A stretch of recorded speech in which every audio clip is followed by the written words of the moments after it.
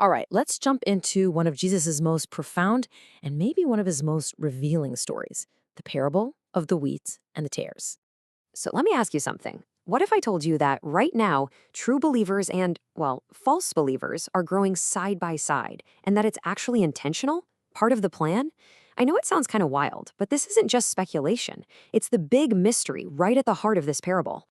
Okay, so this story isn't a standalone. It's part of a whole series that we call the Mystery Kingdom Parables.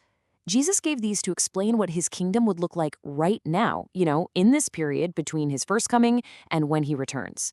And here's the most important thing to get. They're all connected. They build on each other.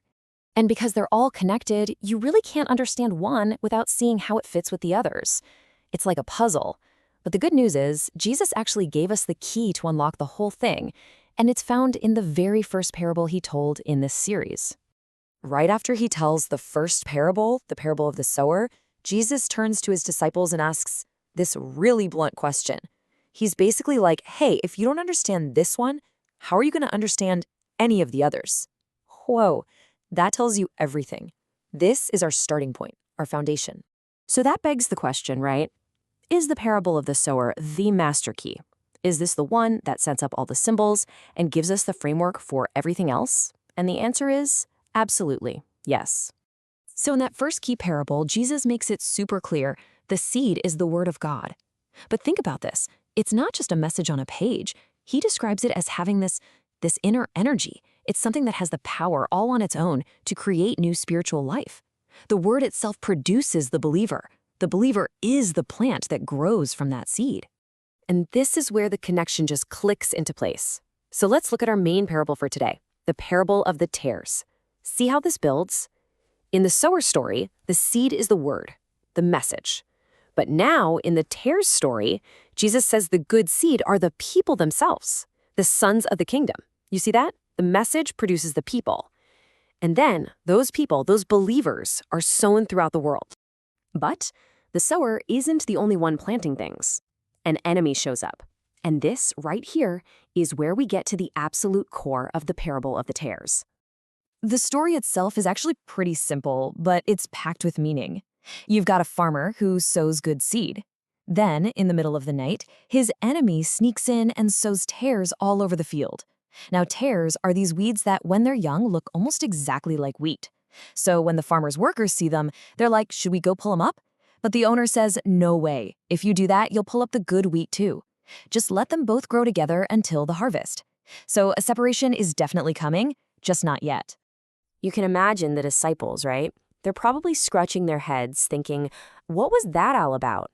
So later, they go to Jesus privately and just ask him straight up, hey, can you explain that parable about the tares? And lucky for us, he does just that. And what's so amazing is how direct his explanation is. There's no guesswork needed here. He lays it all out. The sower, that's him, the Son of Man. The field, that's the world. The good seed, those are the true believers, the sons of the kingdom. The tares, the sons of the evil one. The enemy who planted them, the devil. The harvest, that's the end of the age. And the reapers who do the harvesting, they're the angels. I mean, it doesn't get much clearer than that. He just gives us the code. So, this incredible explanation points to one huge final event, the harvest. It's the whole climax of the story. So the big question is, what does this separation at the end of the age actually look like? Well, the first thing to grasp, and this is so crucial for understanding our world right now, is that for the time being, the true and the false are just growing together. The wheat and the tares are side by side. You have the true work of Christ, and then you have this counterfeit work of the enemy happening at the same time.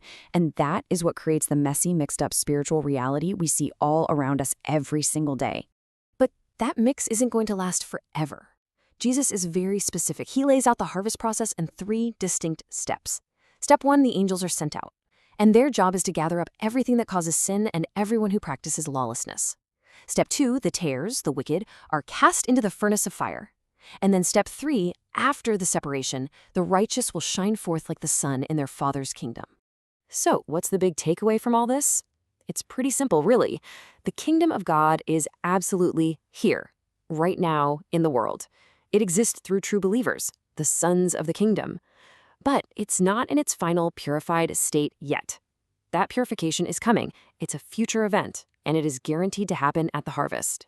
And Jesus finishes his whole explanation with this really powerful challenge. It's a call for us to really listen, to understand the spiritual reality of the age we live in. It's an age of coexistence, but it will be followed by an age of separation. So the question he leaves hanging in the air is, are we listening? He who has ears to hear, let him hear.